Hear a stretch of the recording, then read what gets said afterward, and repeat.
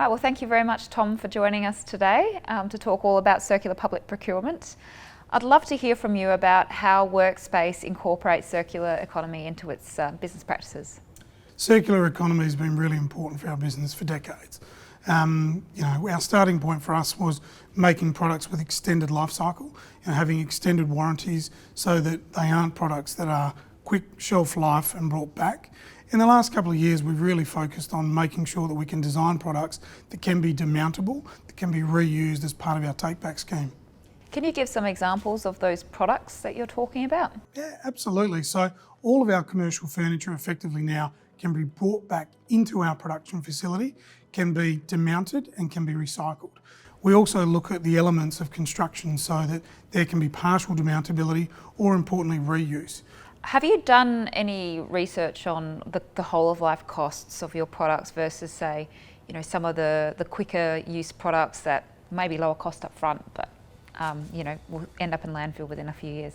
Absolutely. It's critically important with commercial furniture, and I think commercial construction more broadly.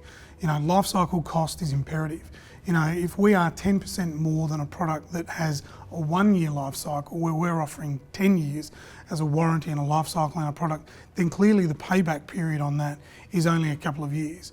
What's the uptake been of your services and products across state government?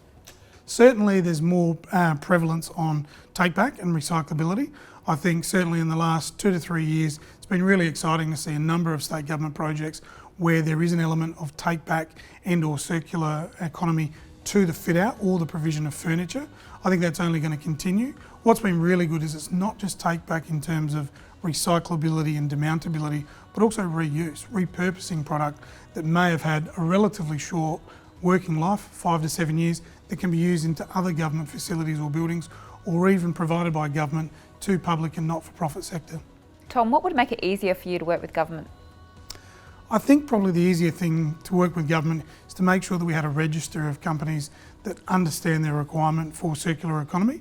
At the moment, it's a scenario where we're trying to find products or services by suppliers, whereas if we could have a register or a way of actually integrating with other businesses, that would certainly make it far easier and quicker for uptake. How do you deal as a furniture company with all the fashion trends that happen in office fit outs and with furniture? Because I'm aware that they do happen. How do you manage that as a company that has these longer term outlooks with products? Ours is about mass customisation. So at the end of the day, no two products that come out of our factory are the same. If you as the consumer want to choose a different leg colour, a different fabric, more foam, different height, whatever it may be, you can have that. So our ability to customise the solution to your needs means that we can deliver a product that is relevant for now and will be relevant into the future based on whatever your need is. Importantly though, we've got to make sure that we still design product that has that fit for purpose, extended warranty, but also with demountability and design in mind so that we can continue to participate in that circular economy.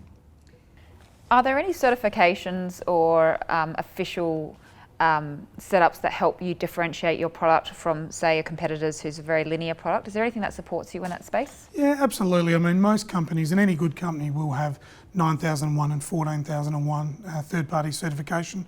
In our industry, we find that product certification like a FARDI or product stewardship certification like Forestry Stewardship Council, COC, is really important because we're then highlighting to the market, our suppliers inward and our clients outward, that we're committed to a journey around circular economy. What would happen if overnight the government was required to only use refurbished or reused materials rather than producing new ones?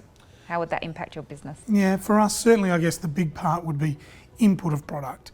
There's still a shortage of input of product that has a high level of recyclability or recycled content.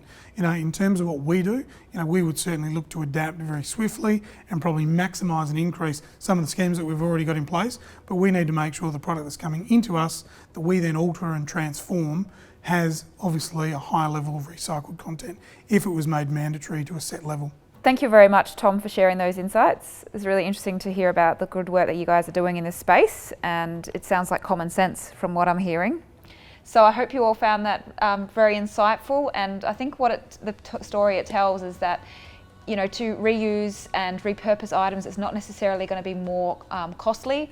It may be in the very short term, but over the life cycle of a product, you're retaining the value of that product, and you can have a whole bunch of other benefits too.